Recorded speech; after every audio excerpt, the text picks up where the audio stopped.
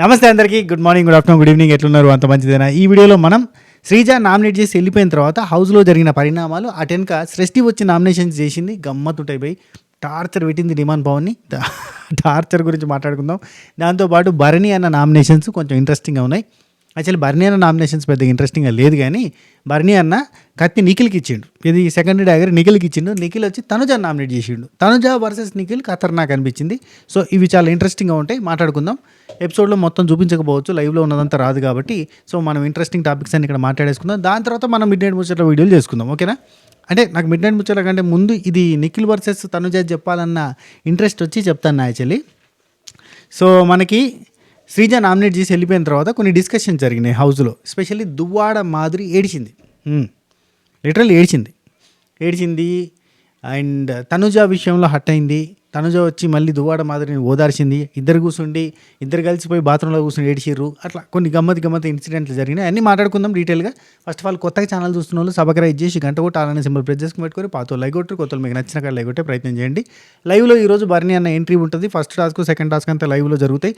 Evening second task జరిగేటప్పుడు దెబ్బలు తాకి ఆయన కొంచెం సివియర్ ఇంజురీస్తో హాస్పిటల్కి పోవడం జరిగింది. సో అవన్నీ మనకి లైవ్లో ఎట్లా చూపిస్తారో, ఎపిసోడ్లో ఎట్లా చూపిస్తారో చూద్దాం. నాకు తెలిసి సెకండ్ ప్రోమోలో వేస్తారు కావచ్చు. ఫస్ట్ ప్రోమోలో ఆయన వచ్చి నామినేట్ చేసి చూపించారు కదా. సో సెకండ్ ప్రోమోలో మేబీ వేస్తే వేయచ్చు.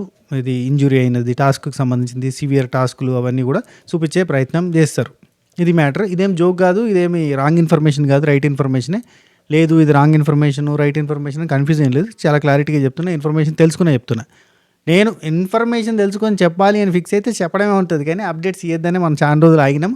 కాకపోతే బిగ్ బాస్ టీము ఒక కంటెస్టెంట్ని విన్నర్ చేద్దాం అన్న మూడ్లో, ఉత్సాహంలో వాళ్ళు పోతున్నప్పుడు, ఇట్లా బాహుబలి సినిమాలో చిన్న బాహుబలిని రమ్యకృష్ణ ఎత్తుకున్నట్టుగా తనుజాని ఎత్తుకున్నప్పుడు మనకు నచ్చినట్టుగా చేసుకుంటే తప్పే ఉన్నది అన్న ఫీలింగ్ వచ్చి రెస్పెక్ట్ ఇరిగిపోయి మనసు ఇరిగి మొత్తం ఇన్ఫర్మేషన్ చెప్పడం స్టార్ట్ చేసినాం. సరే రైట్, కంటిన్యూ చేద్దాం. లైక్ కొట్టు బతిలాడాలనా, చెప్పు దండం పెట్టాలా అన్నా, నీ దండం పెడుతున్నాయి అన్నా, దొరా సేటు బాంచన్ దొరా, కొట్టు అమ్మా మేడం అమ్మా. లైక్లు కొట్టండి, మీరు లైక్లు కొట్టండి, హైపులు ఇవ్వండి. ఇస్తే కానీ మనది ఎక్కువ మందికి రీచ్ కాదబ్బా, అంతే, ఏం లేదబ్బా.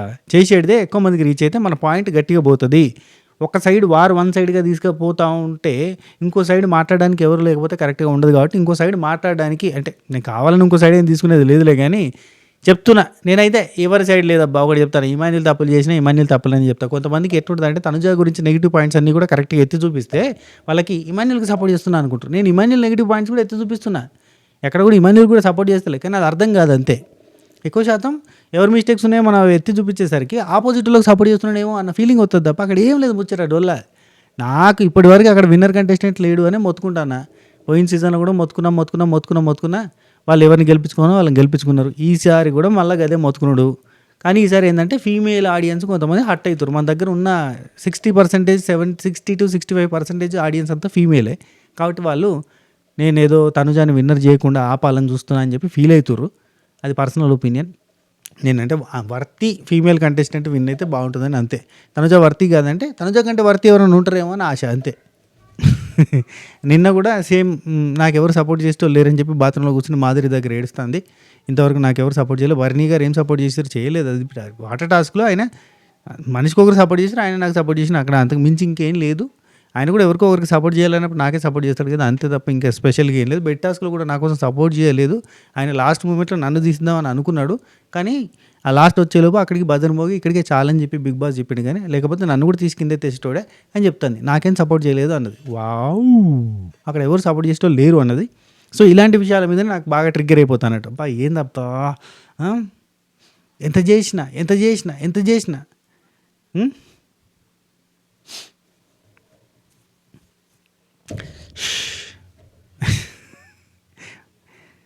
ఫ్రీ ఎడ్యుకేషన్ స్కీమ్ పెట్టిన తర్వాత కూడా స్కాలర్షిప్లు సరిపోతలేవు అని చెప్పి లొలిపెట్టే బ్యాచ్ లాగా.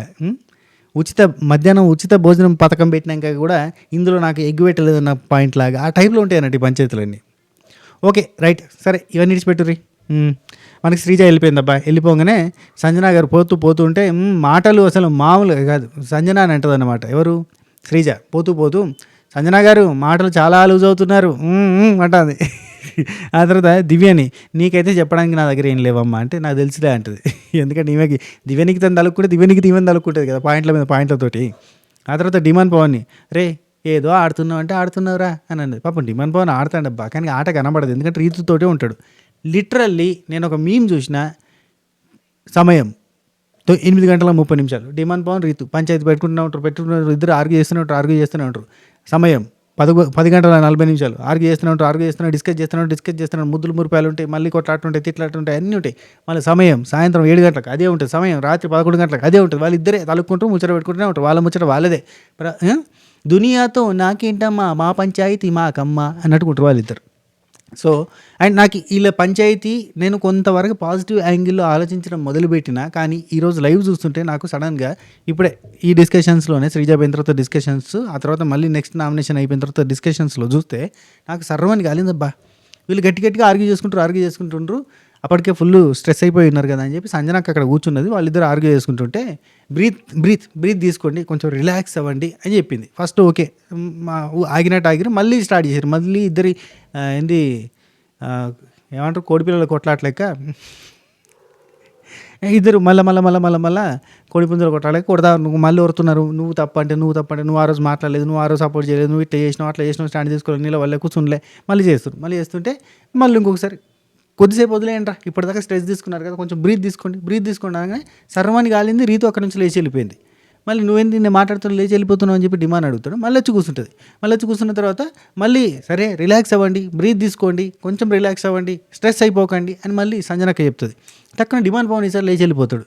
కొంచెం దూరం ముందుకు పోయినాక, నువ్వు ఎందుకు వెళ్ళిపోయినావు, ఇప్పుడు నువ్వెందుకు వెళ్ళిపోతున్నావు, నేను వెళ్ళిపోతున్నావు ఎందుకు వెళ్ళిపోయినావు అని అడిగినావు కదా అని రీతు అంటుంది. డిమాండ్ ఏమో నువ్వు అట్లా వెళ్ళిపోయినావు, నేను చెప్తే మాటలు వింటావా, నువ్వు ఇష్టం ఉన్నట్టు మాట్లాడతావు అని చెప్పి ఈయన వెళ్ళిపోతూ ఉంటాడు. అయినా నేను వెళ్ళిపోయింది నీకోసం కాదు, అక్కడ ఆమె మనం మాట్లాడుకుంటే ఆపుతుంది, అందుకనే నాకు అక్కడ చిరాకు అనిపించి అని అనిపించి అక్కడి నుంచి వెళ్ళిపోయినా అంటది. అవ్వా స్ట్రెస్ అయిపోతున్నారు, కొంచెం రిలాక్స్ అవ్వండి అని చెప్పింది ఆమె. రిలాక్స్ అవ్వండి, బ్రీత్ తీసుకోండి, గట్టిగా బ్రీత్ తీసుకొని రిలాక్స్ అయిపోండి, అవన్నీ పెట్టుకోకండి అని చెప్పితే వీళ్ళకి ఏంటంటే వీళ్ళ కంటెంట్కి అడ్డం వచ్చింది ఆమె అనిపించింది వాళ్ళకి, అంతే. అందుకే లేచి వెళ్ళిపోయారు అక్కడ నుంచి. బ్రీత్ తీసుకోండి, రిలాక్స్ అవ్వండి, ఇవన్నీ చెప్తే వాళ్ళకి కాదు కదా. వీళ్ళు లేకి పంచాయతీ, లేకి కొట్లాట కంటిన్యూ అయితేనే ఉండాలి. ఇది ఒక అద్భుతమైన కంటెంట్, దీన్ని చూపిస్తూనే ఉంటారు కాబట్టి ఇది సర్వైవల్ మెటీరియల్ లెక్క అయిపోయింది. డీమాన్కి రీతు దొరికింది, రీతుకు డీమాన్ దొరికింది, వీళ్ళిద్దరు సొల్లు పెట్టడం ఇదే పంచాయతీ. నాకు కొంత రెస్పెక్ట్ పెరుగుతూ వచ్చింది వాళ్ళ మీద, ఏంటంటే వీళ్ళు కష్టపడి ఆడతారబ్బా టాస్కులలో అని. కానీ ఈ సొల్లు ఎందుకు పెడతారంటే ఇప్పుడు అర్థమైంది. ఎవరైనా మధ్యలో వచ్చి రిలాక్స్ అవ్వండి అని చెప్పి పంచాయతీ పెద్దలాగా వచ్చినా కానీ వాళ్ళకి వద్దు, వాళ్ళకి పంచాయతీలు తేల్చడాలొద్దు, వాళ్ళకి పంచాయతీలు చెప్పడాలొద్దు, వీళ్ళ లొల్లి పంచాయతీ వీళ్ళకి కావాలంతే. ఇదేంటంటే అద్భుతమైన కంటెంట్, ఈ కంటెంట్ ముందుకు పోతూ ఉంటుంది, ఈ కంటెంట్ ద్వారా సర్వే అవ్వచ్చు అన్న ఫీలింగ్ వచ్చింది. అలాగని అని అనిపించింది అబ్బా నాకైతే గట్టిగా. మీరేమన్నా అనుకోండి, they both lost my respect. నిజంగా నాకు పాపం కష్టపడి ఆడతారు కదా అన్న ఫీలింగ్ ఉంటే నేను ఈ మధ్యకాలంలో చాలా పాజిటివ్గా మాట్లాడుతున్నా. కానీ ఈరోజు వాళ్ళ పంచాయతీని సద్దు మనిగించి కొంచెం రిలాక్స్ అవ్వండిరా అని చెప్తే ఆమె మధ్యలో చాపుతుంది నన్ను అంటుంది ఆమె. ఏ మనుషులు ఉన్నారా అయ్యా, మీరు కొట్టాడుకోవడానికి వచ్చారు, కావాలని పంచాయతీ పెట్టుకుంటారు. ఎవరితో లొల్లి పెట్టుకోవడానికి మనమే లొల్లి పెట్టుకుందాం, లొల్లే చూస్తారు జనాలు, ఈ పిచ్చి జనాలు లొల్లే కావాలి, ఏదో ఒక రకంగా ఆర్గ్యూ చేసుకుందాం అని చేసుకుంటారు. అతి సర్వత్ర వర్జయేత్, ఈ అతి కంటెంట్ ఎవ్వడు దేకడు. ఎపిసోడ్లో వచ్చిన స్కిప్ ఫాస్ట్ ఫార్వర్డ్ కొట్టేస్తున్నాం తెలుసా, లిటరల్లీ ప్రామిస్. నేనైతే వాళ్ళిద్దరు పంచాయతీ వచ్చిందంటే ఫాస్ట్ ఫార్వర్డ్ కొడుతున్నాను, ఎందుకంటే వాళ్ళది ఈ రోజు చూసినా, రేపు చూసినా, ఎల్లుండి చూసినా గదే పంచాయతీ ఉంటుంది, ఏముండదు, ఉత్తదే గాలిముచ్చట్లు. ఓకే రైట్, నెక్స్ట్ డిమాండ్ పోనీ ఏదో ఆడుతున్నావు అని చెప్పి శ్రీజ వెళ్ళిపోతుంది. ఆ తర్వాత ఇక నాకు కోపం వచ్చింది. యాక్చువల్లీ డిమాండ్ గట్లా నేను పాపం కష్టపడి ఆడుతుంది కానీ కోపం వచ్చింది. కానీ ఆ తర్వాత చూస్తుంటే సరే కరెక్ట్గా చెప్పింది అనిపించింది. ఆ తర్వాత నిఖిల్ నాయర్ వచ్చేసి దువ్వాడ మాదిరి దగ్గర కూర్చొని మాట్లాడుతున్నాడు. వచ్చిన వాళ్ళు ఏదో మాట్లాడతారు, లైట్ తీసుకోండి అని చెప్పి అంటాడు. ఎందుకంటే శ్రీజ నిఖిల్ని కూడా అన్నది కదా, మీరు ఎందుకు అసలు ఉన్నారా లేరా, మీరు అసలు కనబడతలేరు, ఉన్నా వేస్టే, అసలు అవకాశం కూడా తీసుకోవట్లేదు, ఒకటి నామినేట్ చేద్దామన్న పాయింట్ కూడా లేదు, మీకు ఎందుకున్నారు అన్నట్టు మాట్లాడింది కదా. సో ఆయన కూడా కాలింది అనమాట. రైట్, కానీ నిఖిల్ స్ట్రాంగ్ కంటెస్టెంట్ అయ్యేటట్టుగా కనబడుతుంది ఏదో ఒక మూల. ఎందుకంటే ఒక చిన్న ఆశ చిగురించింది, మాటలకు తగ్గట్టే ఆట ఫైట్ ఉంటే కూడా బాగుంటుంది, గట్టిగా ఫైట్ ఇస్తాడు అనుకుంటున్నా. ఫైట్ ఇచ్చింది కాబట్టి అంత ఇంజురీలు జరిగినాయి అన్న ఫీలింగ్ కూడా ఉంది నాకు. రైట్, రీతు రీతు, డిమాండ్ పవన్ మాట్లాడుకుంటారయ్యా. నేను ఎవరితో ఉండాలని కూడా వీళ్ళే చెప్తే, డిమాండ్ పవన్ కూడా కాదు, డైరెక్ట్ అక్కడ మాదిరి ఉంది, కొంచెం దూరంగా ఉంది, అక్కడ నామినేషన్ అయిపోయింది కదా, అందరు వచ్చి వెళ్ళిపోతారు ఎక్కడ వాళ్ళు అక్కడ, మాదిరి అటు పోతా ఉంది, ఇట్లా పోతాం వెనక నుంచి పోతా అంటే నేను ఎవరితో మాట్లాడాలో కూడా వీళ్ళే చెప్తారు, వీళ్ళు వచ్చి సూపర్ గేమ్ ఆడారు మరి అని చెప్పి అంటాను. ఎదువాడ మాదిరి అక్కడ మూల కూర్చొని ఏడవడం స్టార్ట్ చేసింది, చిన్నగా ఎమోషనల్ అవ్వడం స్టార్ట్ అయింది. అక్కడ తనుజతో అంటుంది అన్నట్టు మాదిరి, నేనేమైనా విలన్లా కనబడుతున్నాను నీకు తనుజ, అంత భయపడ్డానా, వచ్చిన ఒక్క సెకండ్లోనే నేను నీకు విలన్లా కనబడ్డాను, నన్ను చూస్తే నీకు భయం అయిందా, అందరికీ నువ్వు అలా చెప్పావా, నేను నీకు విలన్లా కనబడి భయం ఇస్తుందని చెప్పి నాతో మాట్లాడావా నువ్వు అని చెప్పి కోపాన్ని అంటే ఎమోషనల్ అవుతుంది అన్నట్టు. అంటే శ్రీజ చెప్పింది కదా, మీరు రాగానే నేను అడిగినట్టే తనుజ కూడా అడిగింది, కాకపోతే మీకు భయపడి వామ్మో ఏంట్రా అంత టఫ్గా ఉంది, అంత ర్యాష్గా ఉంది, ఆమెతో జాగ్రత్త అని చెప్పి టక్కున మీతో కలిపేసుకుంది. స్ట్రాంగ్గా కనిపించారు, మీరు ర్యాష్గా కనిపించారు, మీరు కొంచెం అగ్రెసివ్గా కనిపించారు కాబట్టి మిమ్మల్ని గ్రిప్లో పెట్టుకోవడానికి మాట్లాడింది అంతే అన్నట్టుగా చెప్పింది కదా. అందుకని చెప్పి ఏమి అంటుంది అన్నట్టు, నేను విలన్నా నేనేమైనా, ఆమె దగ్గరికి వెళ్ళి నువ్వు ఎలా చెప్తావు, నువ్వు ఆమె దగ్గరికి వెళ్ళి నేను చెప్పలేదు, అక్కడ మాట్లాడింది ఆమె విన్నది అని చెప్పి అనొచ్చు కదా, అంటలేదు, కుయ్యి అనేది కయ్య అనేది, ఆమె ఆడ ఈడ సైలెంట్గా ఉంటుంది, ఎవరేమన్నా వేసుకొని ఎవరేమన్నా దుమ్మెత్తిపోయి నాకు సంబంధం లేదు. ఇదే నచ్చిన క్వాలిటీ యాక్చువల్ తనుజ ఆడియన్స్కి, తనుజ ఫ్యాన్స్కి ఇదే నచ్చిన క్వాలిటీ. అబ్బా అసలు ఎవరేమన్నా వరుకొని ఆమె అసలు ఎవరిని ఏమనేది ఆమె పని ఆమె ఏదో చేసుకుంటూ పోతుంది అన్న ఫీలింగ్ ఒకటి ఉంటుంది అనమాట గట్టిగా. రైట్, నెక్స్ట్ దివ్య నిఖిత, సారీ అంతే దివ్య నిఖిత, కళ్యాణ్, ఇమాన్యుల్ వీళ్ళు ముగ్గురు మాట్లాడుకుంటున్నారు. కళ్యాణ్ అంటాడు, ఒకటే పాయింట్ మీద అందరూ వచ్చి నామినేట్ చేస్తున్నారు, ఇప్పుడు హరీష్ గారు కూడా వచ్చి ఇదే పాయింట్ మీద నామినేట్ చేస్తారు, అసలు నన్ను ఎందుకు నామినేట్ చేస్తారు ఏందో నాకు అర్థమవుతలేదు, అసలు వీళ్ళందరూ ఆ పాయింట్ ఎందుకు చెప్తున్నారో ఏందో అర్థమవుతలేదు అన్నట్టుగా మాట్లాడతాడు. అక్కడ దివ్యనికిత అంటది, అందరూ వచ్చి ఒకటే పాయింట్ మీద నేను నామినేట్ చేస్తున్నారంటే, అందరూ ఒకటే చెప్తున్నారంటే నువ్వు అది ఎలా అర్థం చేసుకుంటావో నీ బట్టే ఉంటుంది, నువ్వే అర్థం చేసుకుని నువ్వే మారాలి అన్నట్టుగా దివ్యనికిత చెప్తుంది. హైలైట్ ఏంటంటే కళ్యాణ్ దివ్యనికితని అత్తమ్మ అని పిలుతాడు. అత్తమ్మ అలా కాదు అత్తమ్మ అంటాడు.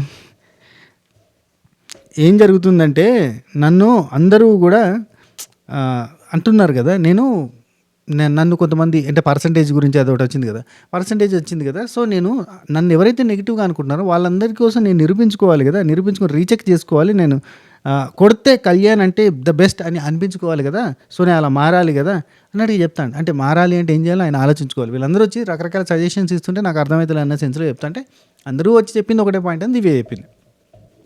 అట్నే ఇక్కడనే దివ్యనికి అంటది, బర్నీ గారు వస్తే నేను ఆ డ్యాగర్ అడుగుతాను, ఇది గుర్తుంచుకోండి, బర్నీ గారు వస్తే డ్యాగర్ అడుగుతా అన్నది.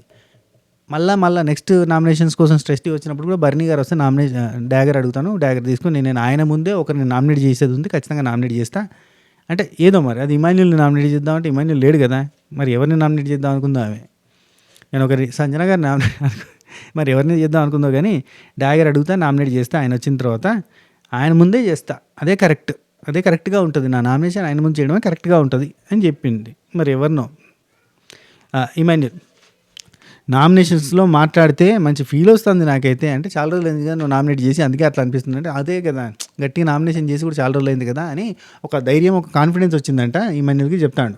నాకు తెలిసి కాన్ఫిడెన్స్ ఎందుకు వచ్చింది నాకు అర్థం కాలే, అంటే తనుజాని నామినేట్ చేసిన రీజన్స్ అన్నీ కరెక్ట్గా ఉన్నాయంటారా, ఆల్రెడీ డిస్కస్ చేసినాయి కదా, ఇక్కడ ఒక పాయింట్ అయితే చెప్పింది అది బిస్కెట్ పాయింట్, సరే గట్టిగా మాట్లాడినందుకు ఒక కాన్ఫిడెన్స్ అయితే వచ్చిందట.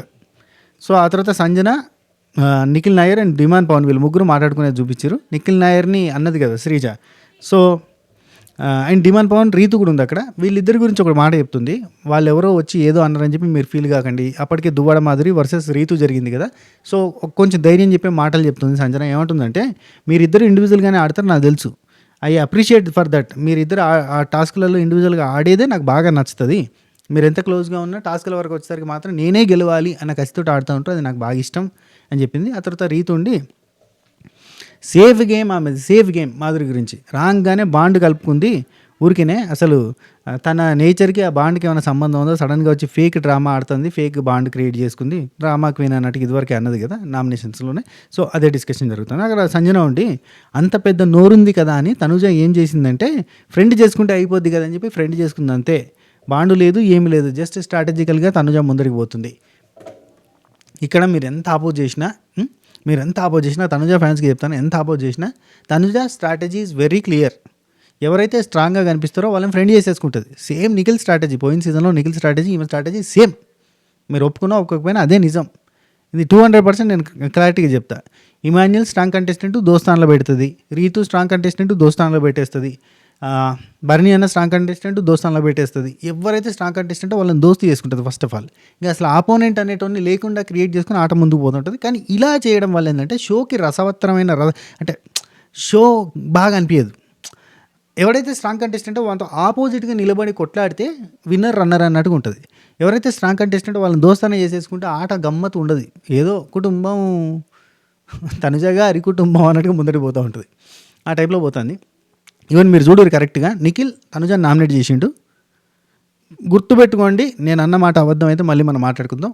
గౌరవ్ స్ట్రాంగ్ కంటెస్టెంట్ అని చెప్పి వచ్చిన వాళ్ళ ద్వారా తెలిసింది. 2 నిఖిల్ స్ట్రాంగ్ కంటెస్టెంట్ అని వచ్చిన వాళ్ళ ద్వారా తెలిసింది. అట్ ద సేమ్ టైం ఈమెతోటి ఆర్గ్యుమెంట్ జరిగింది. సో ఈ 2 పాయింట్లు గుర్తుంచుకోండి. నిఖిల్ అండ్ గౌరవ్ని ఫ్రెండ్ జోన్లోకి కలిపేస్తుంది, దోస్తానే చేసేస్తుంది.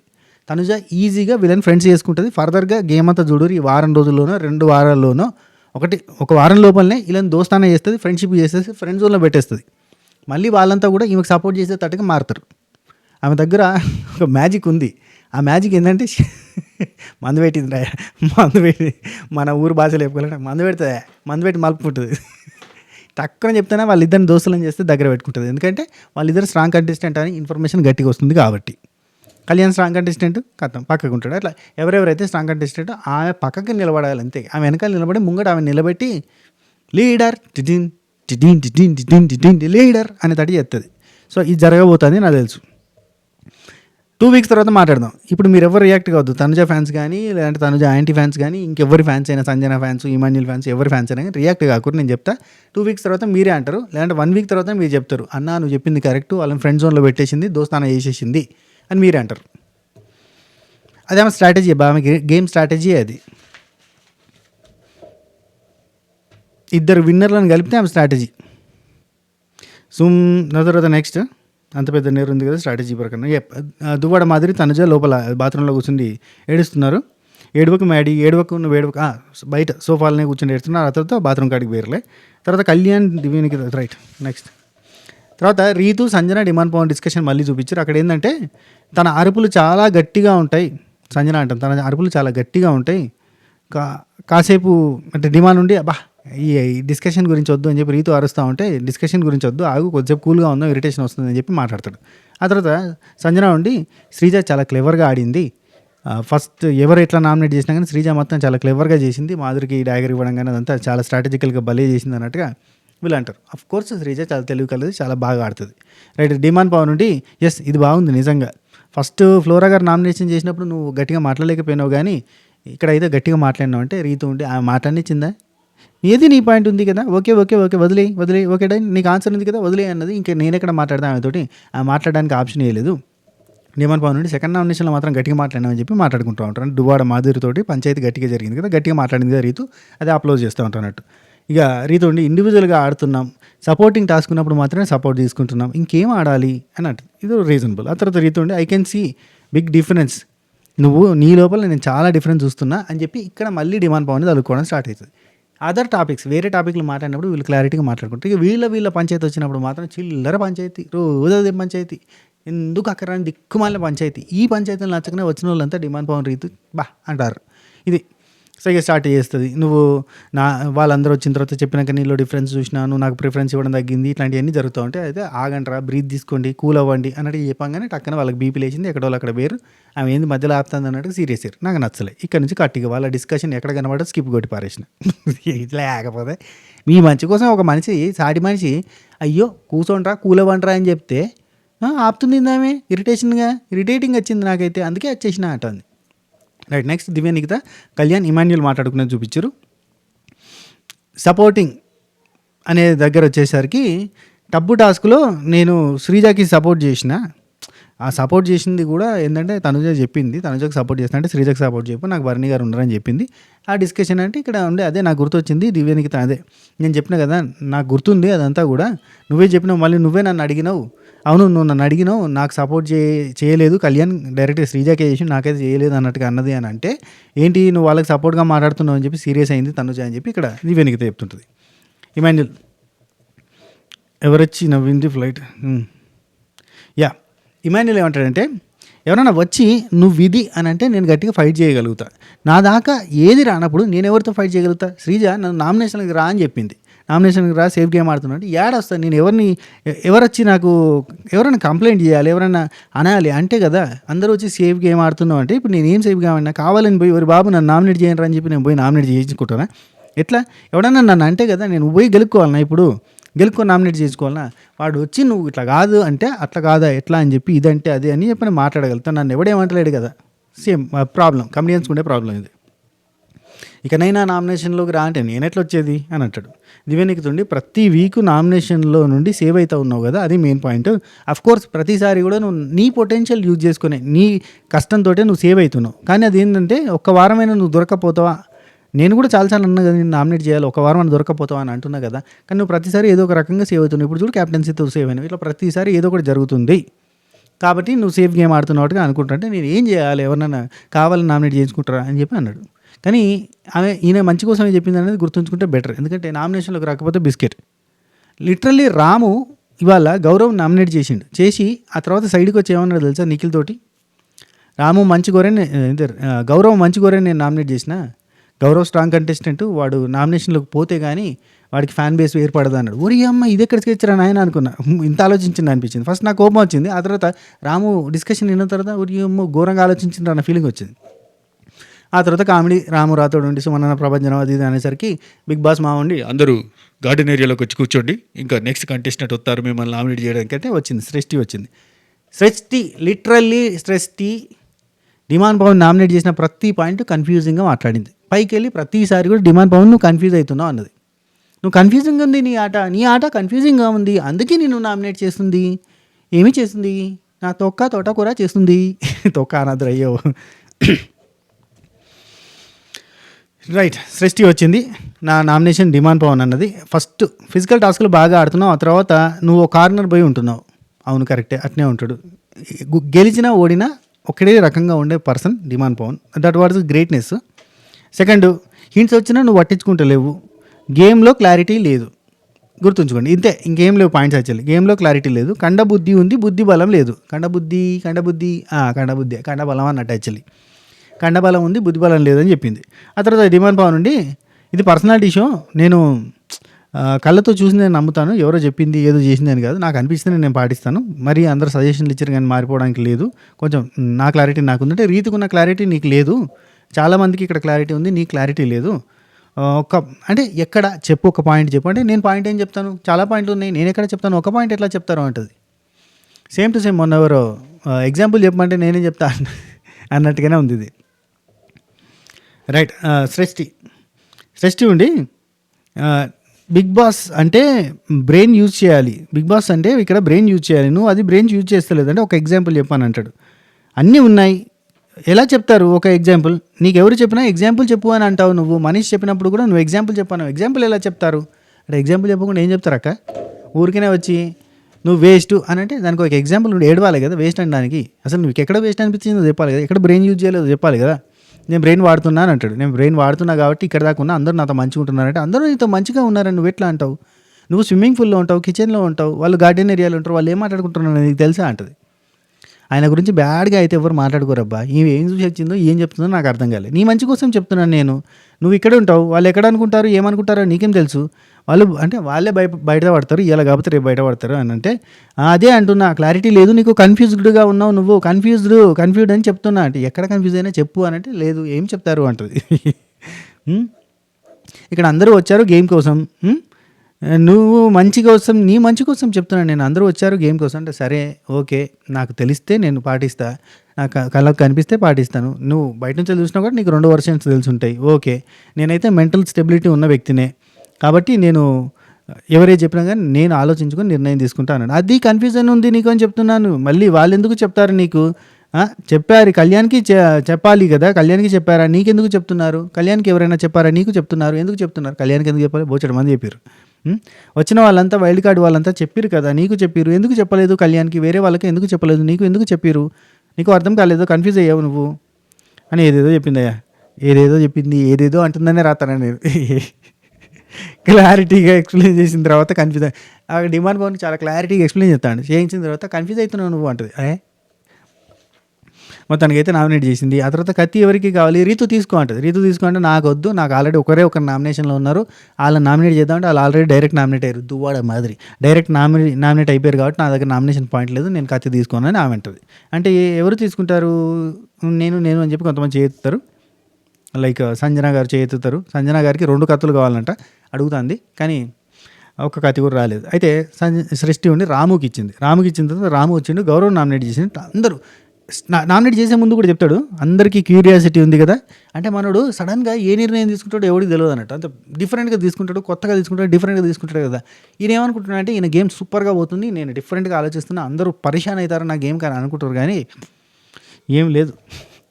సో మనోడు డిఫరెంట్గా ఆలోచిస్తాడన్న ఉద్దేశంతో చెప్పిండు అన్నట్టు. డైరెక్ట్గా వచ్చి అందరికీ క్యూరియాసిటీ ఉంది కదా, నేను ఎవరిని చేస్తానని, ఓకే గౌరవ్ బ్రో, బికాస్ క్యాప్టెన్సీలో సక్రమంగా నువ్వు చేయలేదని నాకు అనిపించింది. 2 క్యాప్టెన్స్ ఉన్నారు కదా, వాళ్ళు సరిగ్గా చేయట్లేదు, వాళ్ళు అట్లున్నారు వీళ్ళు ఇట్లున్నారు అని చెప్పి నువ్వు ఇంకో క్యాప్టెన్ ఏం చేయట్లేదు అని చెప్పి చెప్పడమే తప్ప నువ్వు సరిగ్గా ఏం చేయలేదు. ఎవరికి ఏమైతేంది, ఎవరికి ఏం జరిగితేంది అన్నట్టుగానే ఉన్నావు. 2 లేడీస్ కొట్టాడుతుంటే కూడా 2 ఆడవాళ్ళ పంచాయతీలోకి నేను ఎందుకు పోవాలని చెప్పి కూడా పోలేదు. నువ్వు ఎక్కడో తగ్గిపోయినావు అని నాకు అనిపించింది. క్యాప్టెన్సీలో నువ్వు కరెక్ట్గా యూజ్ చేయలేదు, మీరు ఏం చేసిరో నాకేం అనిపించలేదు, కొంచెం తగ్గినావు, తడబడ్డట్టుగా అనిపించింది. అఫ్కోర్స్ నీకు లాంగ్వేజ్ ప్రాబ్లం ఉంది కాబట్టి తడబడతావు, కానీ నాకు కరెక్ట్గా అనిపించలేదు అంటే Gaurav seriously bro not expected this అని అంటాడు అంతే. ఆ తర్వాత ఎంత ఆర్గ్యూ చేయమన్నా, ఎంత డిఫెండ్ చేసుకోమన్నా చేయడు, సైలెంట్ అయిపోతాడు. నాట్ ఎక్స్పెక్టింగ్ ఫ్రమ్ హిమ్ అని ఎమోషనల్ అయిపోతాడు. అట్నే ఉంటాడు, ఇక ఏం అదే మాట్లాడంటే ఇక సాయి పక్క నుండి హౌస్లో అతనికి ఉన్న ఏకైక best friend, close trust friend అన్నకంటే ట్రస్ట్ ఉన్నదే రాము మీద. రాము ఇట్లా చేస్తాడని అసలు ఊహించలేదు, అందుకే మనోడు మాట్లాడలేకపోతున్నాడు. ఆ తర్వాత గౌరవ్ హట్ అయిపోతాడు, అక్కడికి ఆగిపోతాడు.